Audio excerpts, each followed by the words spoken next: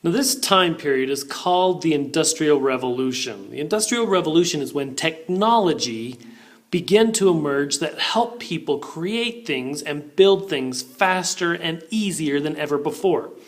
Now, as this worked out, before this, America was a pretty rural country where, lots of small towns, small people made things for their surrounding communities. But now, if you could figure out how to make a hat by machine, and instead of producing 100 hats a day, you could produce thousands of hats a day, well, all of a sudden you become the biggest hat maker in the country. And if you can have a machine make it and you can figure out how to make it cheaper, then everybody's going to buy your hat because it's the cheapest. And so this is a time when big companies began to emerge that all of a sudden could supply manufactured goods for the whole country. So some people became immensely wealthy, more wealthy than had ever been before in the United States.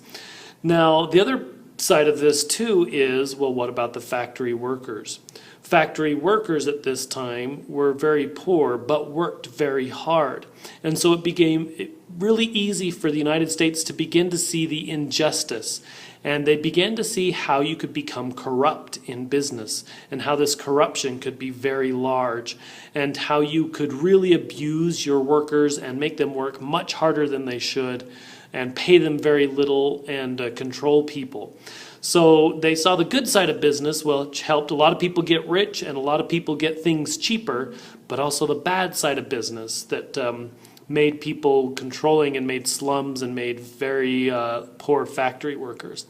So during this time period, the United States has to decide, how do we deal with this? Before this, the United States basically kind of let the economy work out, because the economy, nobody had businesses that were so huge that they could cause big problems as much. But now this began to emerge more, and big businesses could cause big problems. So the government had to decide, how do we control this? How do we help big businesses do the right thing and help instead of just the bad thing? So as you go through this lesson, pay attention to that. What do big businesses do? What's their benefit? Ooh, here's, again, things to pay attention to in your notes. What's the benefit of big business? What's the potential problems with big business? And what does government do to try to control that and try to help make businesses still do the good stuff by controlling the bad stuff that they can do? So pay attention to that in this lesson. Very exciting time period in history. I think you'll find some of this stuff pretty interesting. You can go on to the next page.